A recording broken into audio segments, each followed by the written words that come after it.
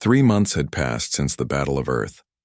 President Nara Kim, sister of Ambassador Hyunwoo Kim, stood before the largest gathering of species in galactic history. Representatives from over 1,000 worlds had come to Earth to witness the birth of something entirely new. "Today marks the end of the old ways," she announced to the assembly. "For centuries, the galaxy has been ruled by fear and oppression. The Galactic Empire told you that conquest was the only path to unity. They were wrong." Behind her massive screens showed images from across the galaxy. Worlds that had thrown off imperial rule were rebuilding their societies. Species that had been enslaved for generations were free for the first time in living memory. Director Seong-ho Lee watched from his position in the intelligence center as his carefully planned information campaign continued to work. Every day, more evidence of imperial crimes was released to the public. Documents that human agents had been collecting for decades were now available for all to see. "The truth is our most powerful weapon," he told his staff. "For 50 years we gathered evidence. Now the galaxy knows what the Empire really was." The imperial government had collapsed completely. When their own people learned about the secret police, the prison camps, and the systematic oppression, they had risen up in revolution. The emperor himself had fled to a distant world, abandoned by his own military. General Myung-an commanded the humanitarian fleets that were bringing aid to worlds devastated by imperial rule. Her ships carried not weapons but food, medicine, and technology that could help rebuild damaged civilizations. "Report from the Altair system," called one of her officers. "The former imperial colony there has established a new democratic government. They are requesting assistance with their medical infrastructure." "Approved," Myung replied. "Send the hospital ship Mercy and a full medical team. Tell Dr. Song that her new treatments will be needed there." Dr. Yejin Song had developed medical advances that could cure diseases that had plagued alien species for millennia. Unlike the Empire, which had hoarded such knowledge for their own benefit, humanity was sharing their discoveries freely with all who needed them. Scientist Junho Park demonstrated his fusion technology to a gathering of alien scientists. The clean, unlimited energy source could power entire worlds without pollution or resource depletion. "This technology is not for sale," he explained to the amazed audience. "It is our gift to the galaxy. Any world that needs clean energy can have the designs for free." The aliens stared in disbelief. The Empire had always used technology as a tool for control. Advanced knowledge was restricted to imperial worlds, creating dependency and ensuring loyalty through fear of being cut off from vital resources. Humanity was doing the opposite.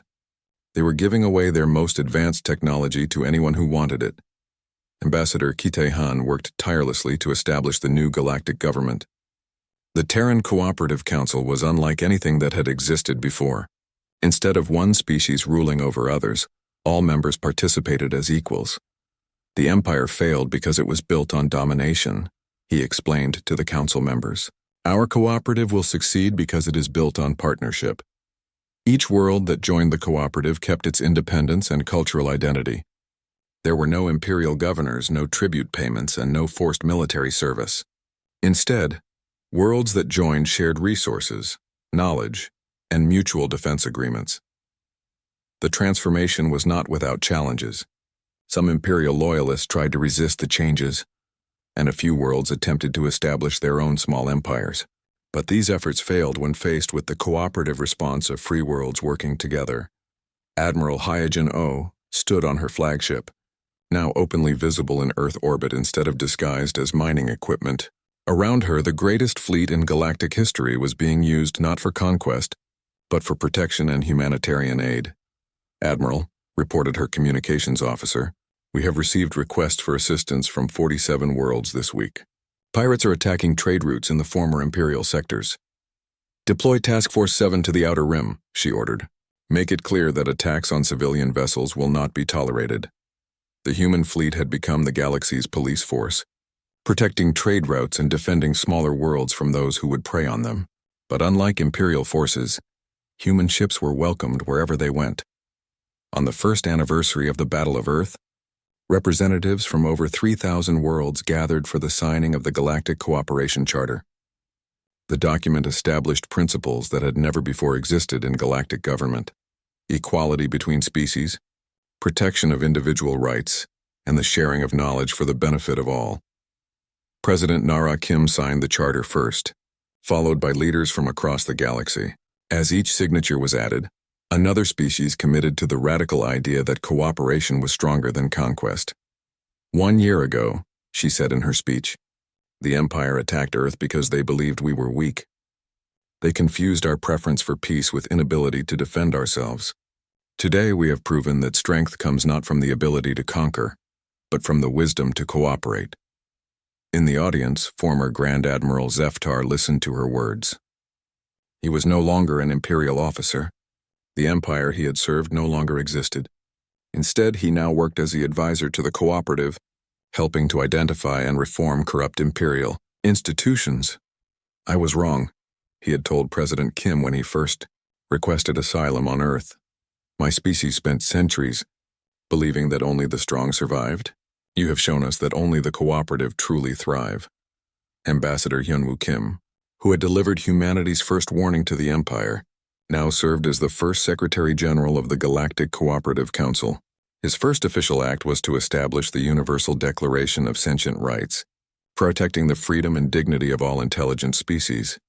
The Empire ruled through fear, he told the assembled delegates. We will govern through consent. The Empire kept knowledge secret. We will share it freely. The Empire divided the galaxy. We will unite it in cooperation. Dr. Sujin Han, whose underwater facility had been destroyed in the Empire's first attack, now directed the Galactic Science Institute. The organization coordinated research between thousands of worlds, sharing discoveries that benefited everyone. Science belongs to all sentient beings, she explained to her diverse staff. No species should have to rediscover what others already know.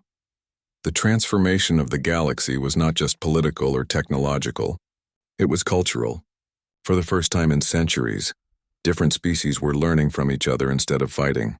Art, music, literature, and philosophy flourished as civilizations that had been isolated under imperial rule began to share their cultures.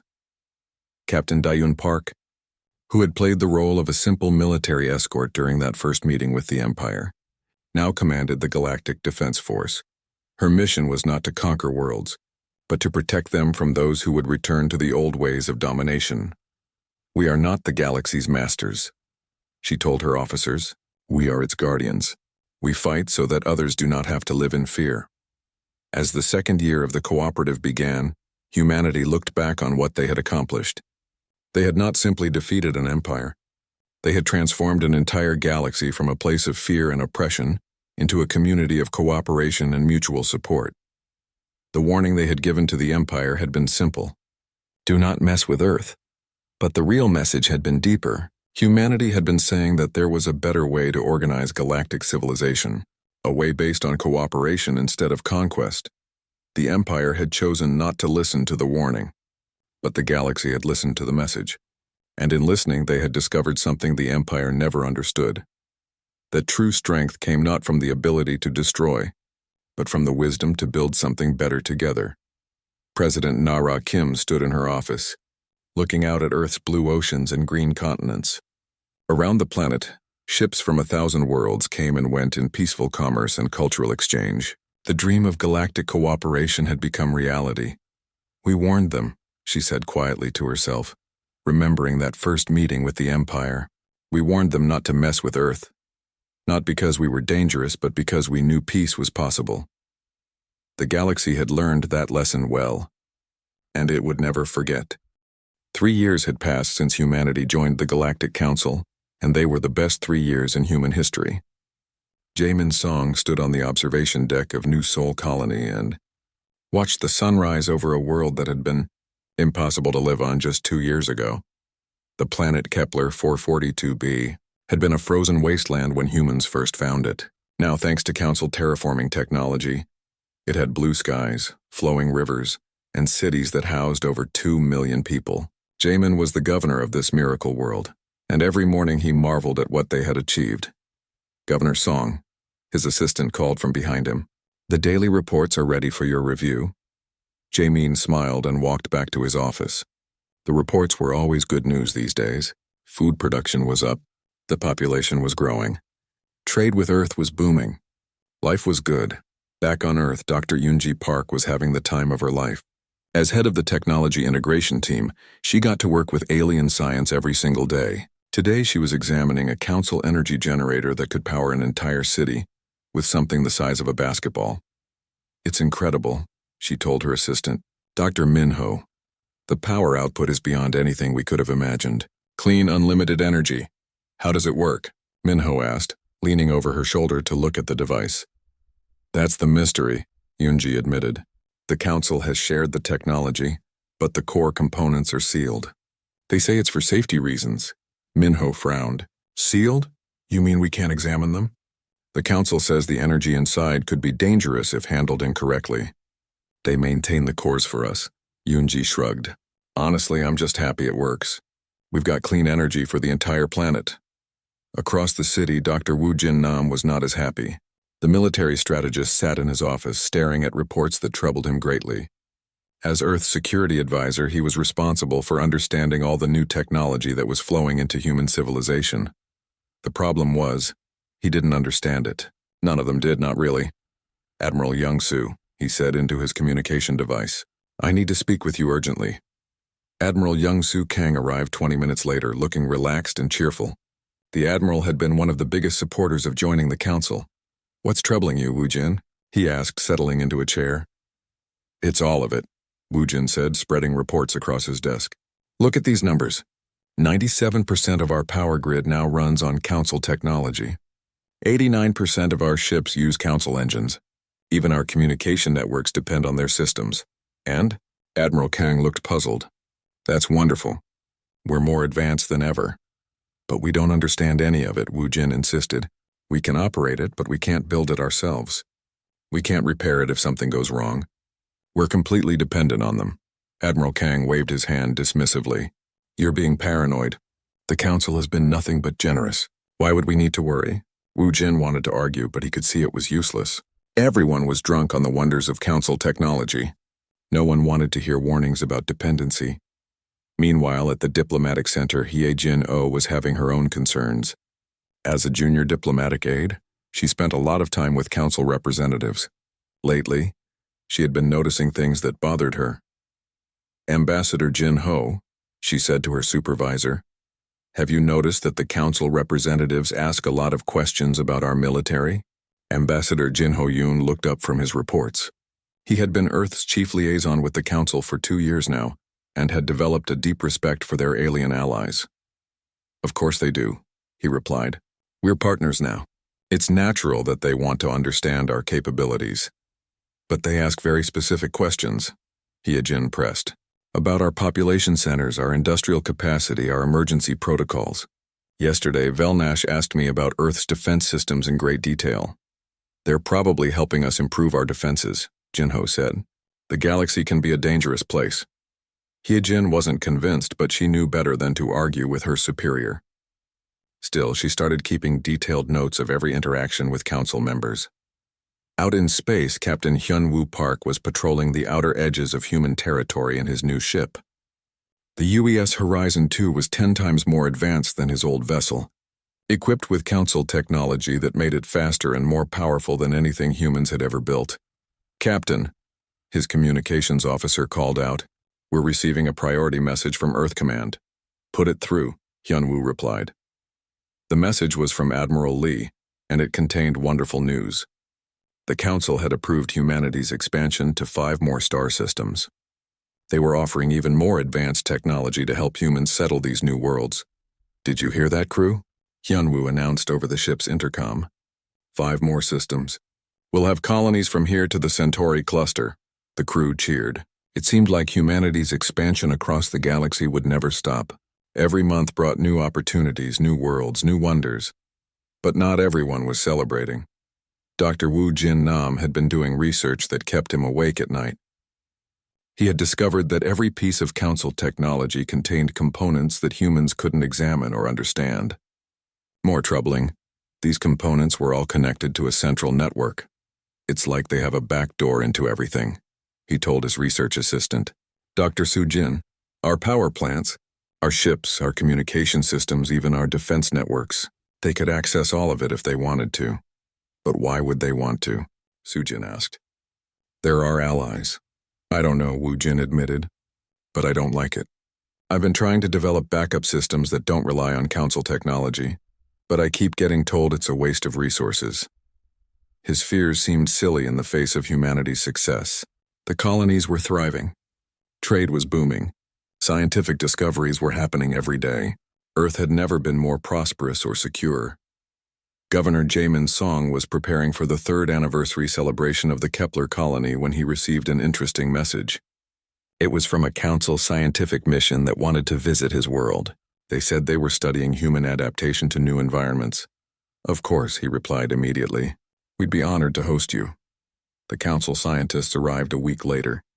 They were polite and professional, asking lots of questions about how humans had adapted to life on Kepler 442b. They wanted to know about population distribution, resource management, and emergency procedures. You've done remarkable work here, the lead scientist told Jamin. Your species' ability to adapt is truly extraordinary. Jamin felt proud. Humanity was proving itself worthy of its place in the galaxy. Back on Earth, the anniversary of joining the council was being celebrated with festivals in every major city. President So-young Kim gave a speech that was broadcast across all human worlds. 3 years ago we were alone in the universe, she said. Today we are citizens of the galaxy. We have friends among the stars, colonies on dozens of worlds, and technology beyond our ancestors' wildest dreams. The future has never looked brighter. The crowds cheered. Fireworks lit up the sky. Children watched in wonder at holographic displays showing humanity's expansion across the galaxy. Only a few people, like Dr. Wu Jin Nam and diplomatic aide Hye Jin Oh, felt a chill of worry. But their concerns were drowned out by the celebration. As the festivities continued into the night, council ships watched from orbit. Inside those ships, alien beings studied the data they had been collecting for 3 years. They had learned everything they needed to know about human psychology, human society, and human technology. The experiment was nearly complete.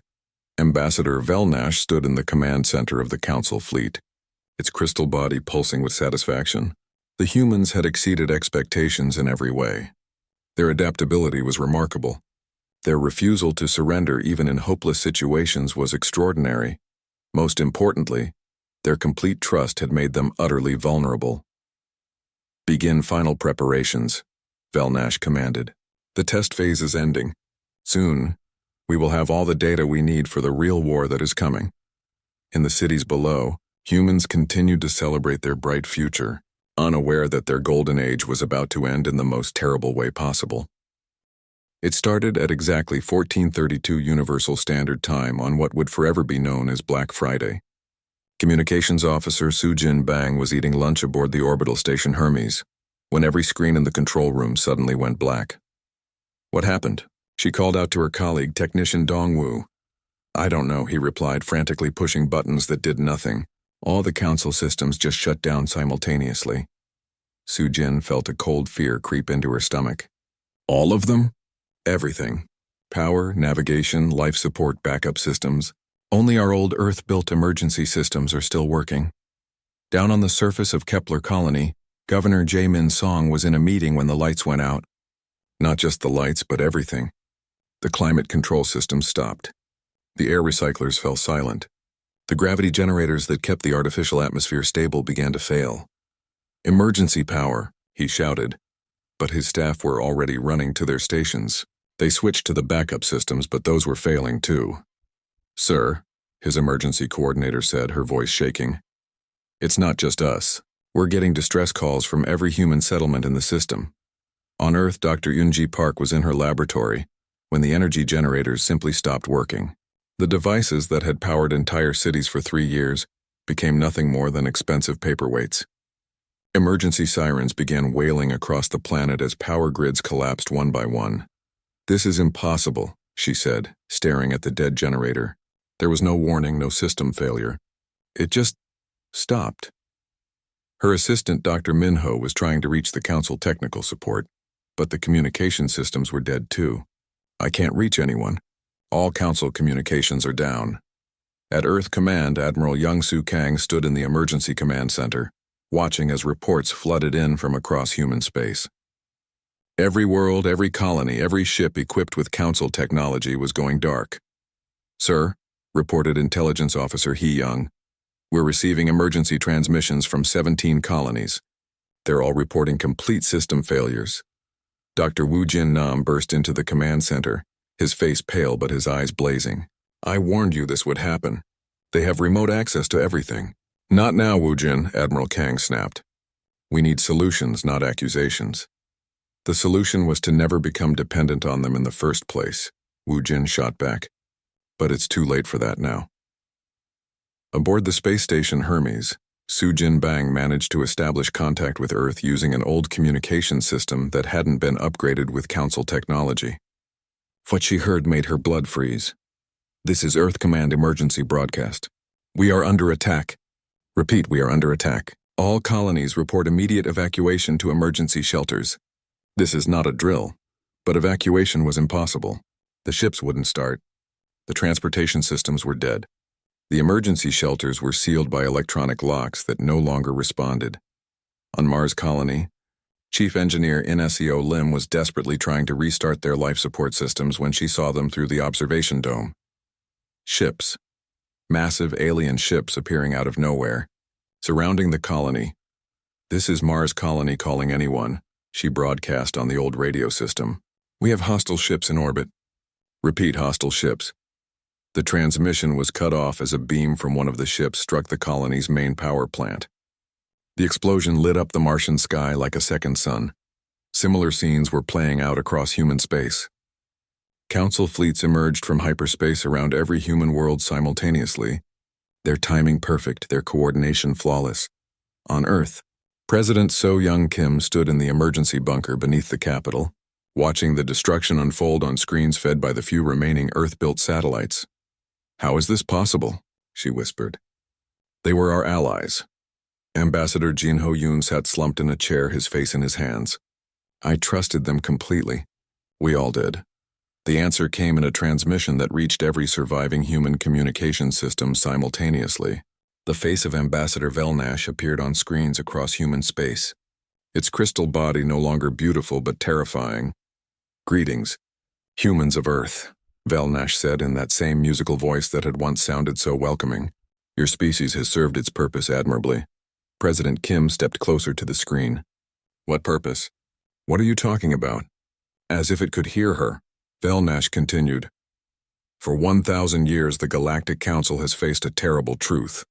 Beyond the edge of our galaxy, there exists a force of unimaginable power. They have destroyed countless civilizations and they are coming here." Dr. Wu Jin Nam, who had managed to reach the bunker, felt pieces clicking together in his mind. "They used us," he said quietly. "We were an experiment. To defeat this external threat, we needed to understand the psychology of total resistance," Velnash explained. "Your species was perfect for this study. Your refusal to surrender. Your ability to adapt under impossible conditions. Your warrior spirit that emerges when all hope is lost." The transmission showed images of human colonies under attack, of desperate people fighting impossible odds with whatever weapons they could find. "For 3 years, we have observed you, tested you, studied every aspect of your behavior," Velnash continued. "We placed you in comfortable circumstances and watched how you reacted to betrayal. We gave you technology and watched how you became dependent. Most importantly, we learned how beings like you think, how you fight, and how you can be defeated." On the Mars colony, Inesio Lim and the few dozen survivors had barricaded themselves in the mining tunnels. She was still broadcasting on the emergency frequency, her voice growing weaker as the air recyclers failed. "Why?" she transmitted into the darkness. "We trusted you. We welcomed you as friends."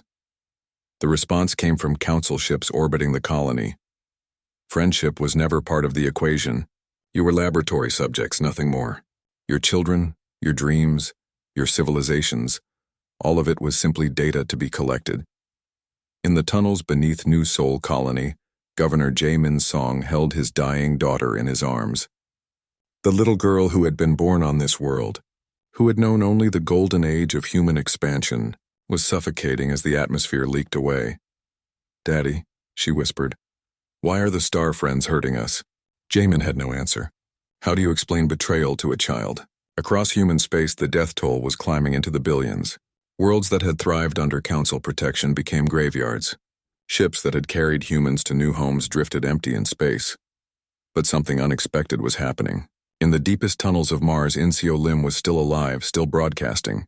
In the ruins of Kepler Colony, Governor Jamin Song was organizing survivors. On Earth, Dr. Wu Jin Nam was pulling together everyone who had worked on non-council technology. Listen to me. Wu Jin broadcast on every frequency he could reach. The council expects us to die quietly. They think they've learned everything they need to know about us. In bunkers and shelters, in the holds of crippled ships, in caves and ruins across human space, survivors were listening. They studied us when we were comfortable, Wu Jin continued. They studied us when we were trusting, but they never studied us when we had nothing left to lose. On the screens, Velnash was still speaking. Your species will be remembered as contributors to galactic science. Your sacrifice will help us prepare for the real enemy. We thank you for your service. The transmission was ending, but another voice cut across it. It came from Mars Colony, from Incio Lim, broadcasting from the ruins with her last breath. No. The word echoed across the communication networks. It was picked up and repeated by other survivors. From Earth, from the colonies, from drifting ships, the same word began broadcasting on every frequency. No. Not a complex military response, not a diplomatic negotiation, not a plea for mercy. Just one simple word that summarized everything humanity felt in that moment. No, we will not die quietly. No, we will not accept this. No, this is not over. In the council ships, alien commanders were reporting something they had not expected. The humans weren't surrendering. They weren't even trying to escape. They were gathering in the ruins of their cities, organizing in the wreckage of their dreams and preparing to fight back.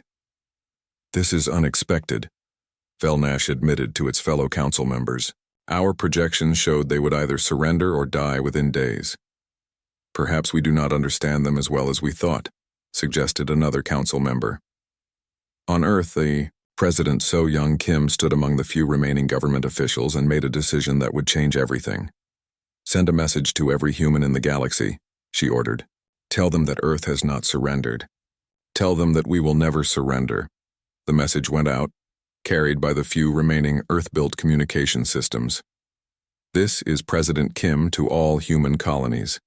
The Galactic Council has shown us who they really are. They have taken our trust and turned it into a weapon against us. They have killed billions of our people, but they have not killed the human spirit. She paused, looking at the faces around her. Determined, angry, but not broken. They wanted to study human resistance? Let's show them what they really wanted to learn. The word no continued to echo across the galaxy, growing stronger with each repetition, carried by voices that refused to be silenced. The Galaxy Council had expected silence within a week. Instead, the word no grew louder every day. Chan Wu Im had been a simple mining engineer on asteroid station Delta 7 when the betrayal happened. The council attack had destroyed most of the station, but the old mining tunnels had protected a few hundred survivors. Now, 3 weeks later, Chan Wu found himself leading a group of people who should have been dead. We can't keep hiding down here forever, said Dr. He Won, the station's former medical officer. Our food supplies are running low. Then we don't hide, Chan Wu replied, studying a crude map drawn on the tunnel wall. The council ships out there think we're all dead. Maybe it's time to prove them wrong. Using tools and equipment that the aliens had dismissed as primitive, Chan Wu's group began building something impossible. They took mining lasers and turned them into weapons. They used asteroid metal to create armor for their small transport ships. Most importantly, they started broadcasting. This is Delta Station calling all human survivors, Chan Wu transmitted on the old emergency frequencies. We are alive. We are fighting back. Join us. The response came from across human space. Hundreds of similar groups had formed in the ruins of the colonies. On Earth, Dr. Bo Young Seo had been secretly working on something that would change everything. For 3 years, while everyone else was celebrating council technology, Bo Young had been quietly reverse engineering alien systems in her private laboratory. She had never trusted the sealed components, had never believed that humans should depend completely on technology they didn't understand. I've got it, she announced to the small group of scientists hiding in the underground facility beneath Seoul. I know how their systems work. Dr. Kyung-min, looked up from the alien device they had been studying. How? They're not magic, Bo Young explained, her eyes bright with discovery. They're just very advanced. And more importantly, they have weaknesses. She showed them her findings. The Council technology wasn't as perfect as it appeared. In fact, it had been designed with built-in vulnerabilities, ways for the Council to shut down or control any system remotely. But if we understand those vulnerabilities, Bo Young continued, we can turn them around. We can use their own technology against them. Meanwhile, on the ruins of Mars Colony, Gite Moon had discovered something else. The Council broadcasts weren't just propaganda, they contained technical data that could be decoded and analyzed. They're so confident that we can't understand their communications, he told the small group of survivors working with him in the damaged communications center. They're not even encrypting their tactical transmissions. Using salvaged equipment and pure human stubbornness, Gite's team began intercepting Council messages. What they learned was shocking. They're not just occupying our worlds, reported Signals Officer Nari. They're studying the ruins. They're analyzing how we built our cities, how we organized our defenses, everything. Why? Asked Gite. Because they're still learning from us, Nari realized. Even dead, we're still their laboratory subjects. This discovery changed everything. The survivors began coordinating their resistance in ways the Council couldn't track or predict. They used old Earth communication methods that the aliens had never bothered to study. They developed signals based on human cultural references that the Council couldn't understand. Back on Earth, Dr. Woojin Nam had established contact with survivor groups across the planet. From his hidden command center in the mountains, he was coordinating something that the Council's computers said was impossible. According to their calculations, he explained to President So Young Kim, who had survived in the underground bunker, humans should have either surrendered or died of despair by now. But we haven't, the president replied. No, we haven't, and that's driving them crazy. The evidence was in the intercepted communications. Council commanders were reporting anomalous behavior among human survivors. Instead of giving up, the humans were getting more organized. Instead of surrendering, they were getting more creative. On the orbital station Hermes, Sujin Bang had turned the crippled space station into a communications hub. Using the old Earth systems that the Council had ignored, she was relaying messages between survivor groups across the galaxy. This is Hermes Relay, she broadcast daily. We are still here. We are still fighting. We are still saying no. The word had become more than just a refusal.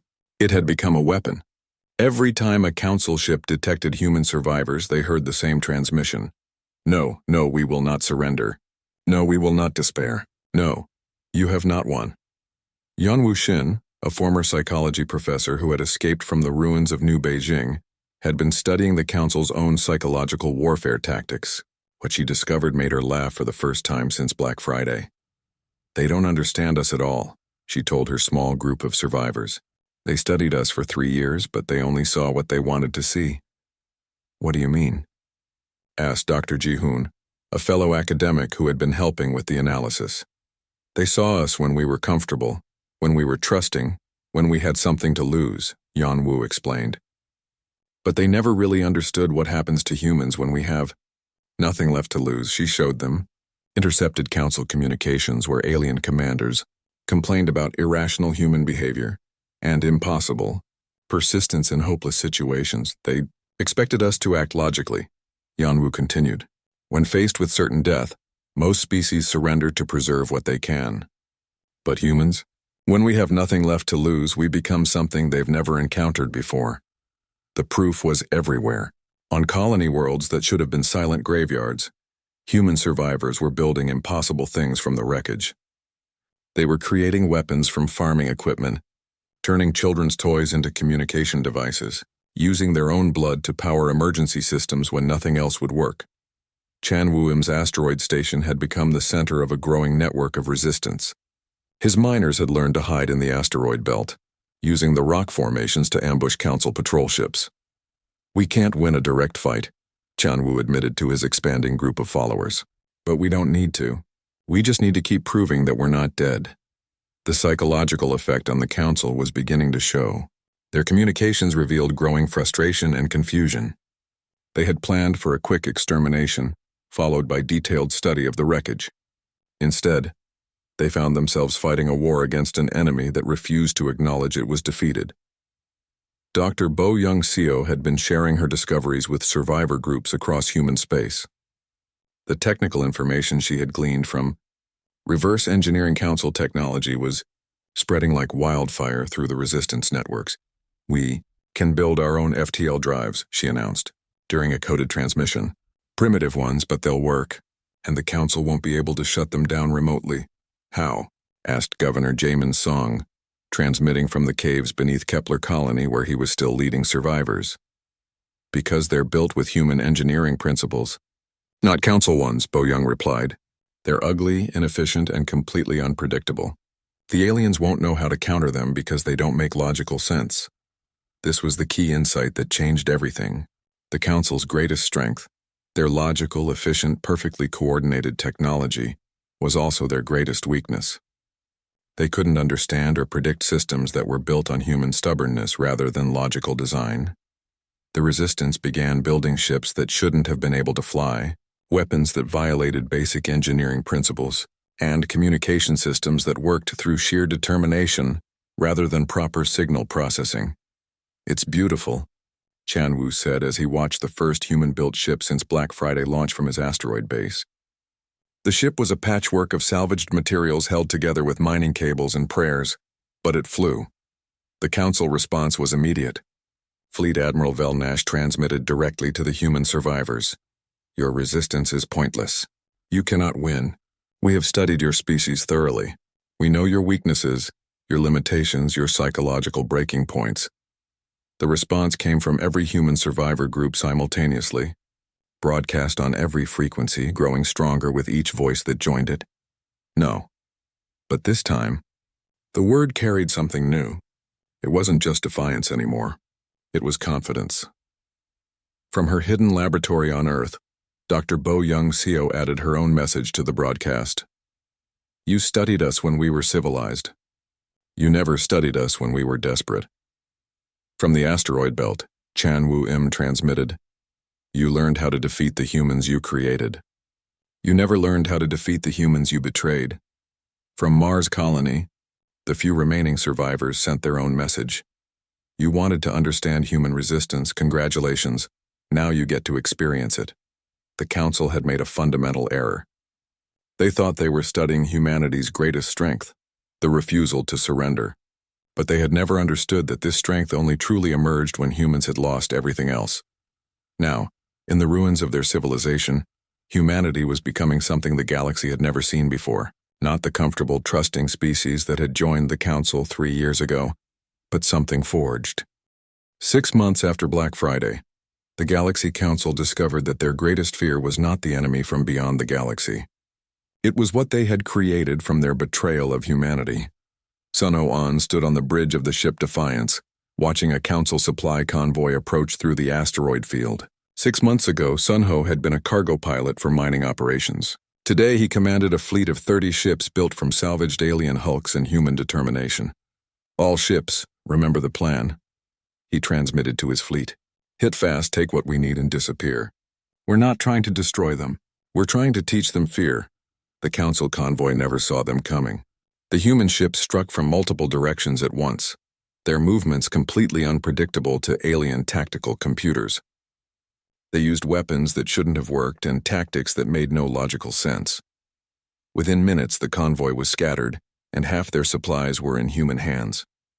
More importantly, the survivors would report back to the Council that humans were not just hiding in ruins anymore. They were hunting. On Earth, Na Young Kwan had transformed the planet's military coordination from the underground bunkers. As the new military commander of human resistance, she had spent months analyzing every piece of Council technology they could recover from the attacks. "We know everything about them," now she announced during the daily coordination meeting with survivor leaders across the galaxy. Their ship designs, their weapons, their communication protocols. Most importantly, we know their weaknesses. Governor Jamin Song, transmitting from Kepler Colony, leaned forward. "What weaknesses?" "They're too organized," Na Young explained. "Every Council race has followed the same pattern for thousands of years. They think in formation. They plan for logical responses. They can't handle chaos. She showed them tactical analysis that her teams had compiled. Their computers can predict the behavior of any organized military force. But we're not organized, are we? We're desperate people with nothing to lose, building weapons from garbage and making up tactics as we go along. This had become humanity's greatest advantage. While the Council tried to fight them like a traditional enemy, humans fought like survivors. They had no standard formations, no predictable strategies, no logical command structure. Chanwu-Im's asteroid mining operation had grown into something the Council couldn't classify. Part pirate fleet, part mobile factory, part communication hub. He built ships that changed configuration during battle, weapons that worked differently every time they were used, and battle plans that were made up on the spot. The beautiful thing, Chanwu told his growing fleet, is that we don't know what we're going to do next.